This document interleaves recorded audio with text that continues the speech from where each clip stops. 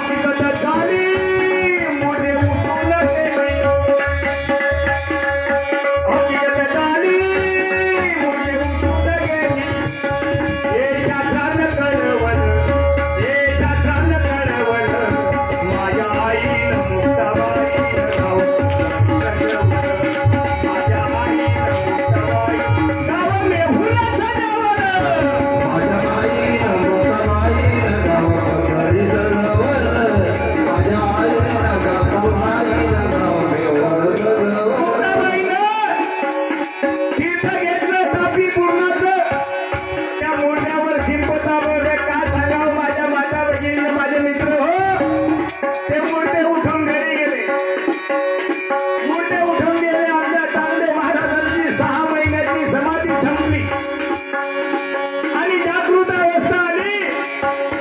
लोकांना विचारायला लागले चांगले महाराज की काय या 6 महिन्यामध्ये आपल्या गावात कोणी गेलं नाहीये का?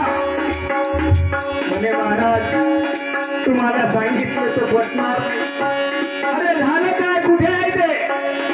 3-4 लोक मेले होते म्हणे आपल्या गावामध्ये आणि त्यांचे पेट पडेल होते म्हणे तुमच्या समोर. म्हणे झाले काय?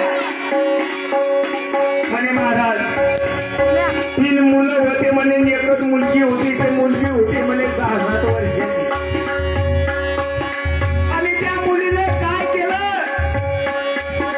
काय नाही ते मुलगे घरी उठून गेले. एवढी स्थिती आहे बरोबर चांगदेवाचं काय झालं? चांगदेव महाराज म्हणायला लागले की नाही शेराने 1.25 शेर मिळतो. आणि चांगदेव महाराजांना विचार केला की असे असीम कोणते मावली तिने हे कोणते घरी उठून पाठवले. चांगदेवाला आलं चांगदेवाला आलं त्याच्या गर्वाचं हरण झालं. त्याच्या गर्वाचं हरण झालं. त्याच्या गर्वाचं हरण झालं. चांगदेवाला आलं चांगदेवाला आलं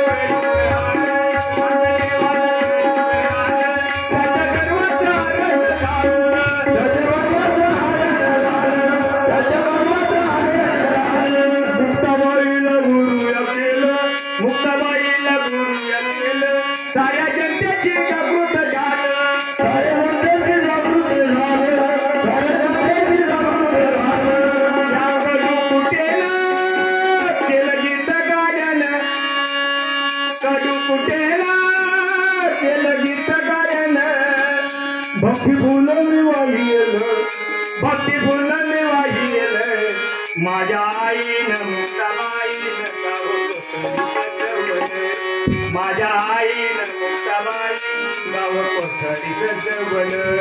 माझ्या आईनं मुक्ताबाईनं गाव कोसळीचं जगलं. माझ्या आईनं मुक्ताबाईनं गाव कोसळीचं जगलं.